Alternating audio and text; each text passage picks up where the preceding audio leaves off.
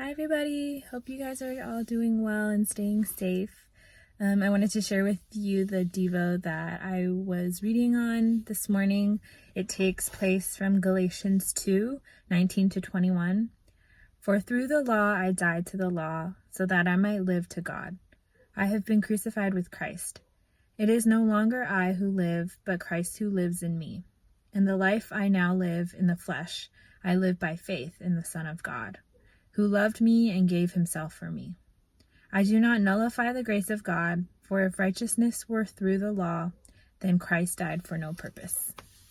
And so reading this passage, I was just reflecting on this week and what's kind of been going on in the past few weeks. And I was reading another Devo that talked about the essence of God's love and really the root of it all, one that isn't solely based on attraction or emotion, but God's love is based on a sacrificial commitment to the good of us.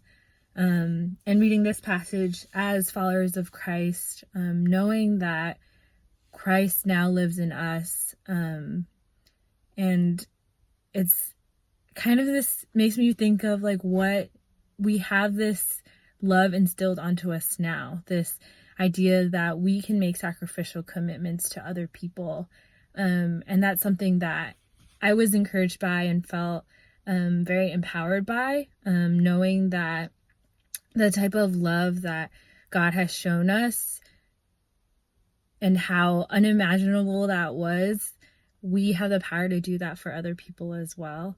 And so I think I just encourage you guys to think about or reflect on during this time, especially when it can be very isolating, or we may not be able to see each other or talk to each other in person. How can we still support one another and love one another in the way that Christ has during this time? One that is sacrificial and for the good of others as well. Because we have that instilled in us as followers of Christ because of Christ's death and resurrection. And that's something that's super comforting, but also like very empowering. So it makes me think of like, now what can we do in response to his word and knowing that.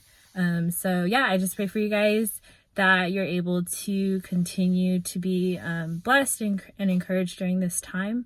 And I'll see you guys soon.